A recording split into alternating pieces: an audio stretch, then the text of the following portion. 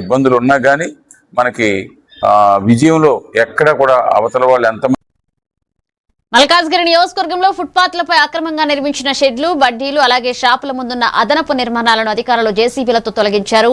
భారీ పోలీస్ బందోబస్తు మధ్య ఈ చర్యలు చేపట్టగా కొంతమంది చిరు వ్యాపారులు తమ జీవనోపాధి దెబ్బతింటుందని అభ్యంతరం వ్యక్తం చేశారు. పరిస్థితి ఉద్రిక్తంగా మారినప్పటికీ ఎలాంటి అవాంఛనీయ ఘటనలు చోటు చేసుకోలేదు. ఇక పాదాచారాల సౌకర్యం, ట్రాఫిక్ సమస్యలు తగ్గించేందుకే చర్యలు తీసుకున్నట్లుగా అధికారులు తెలిపారు.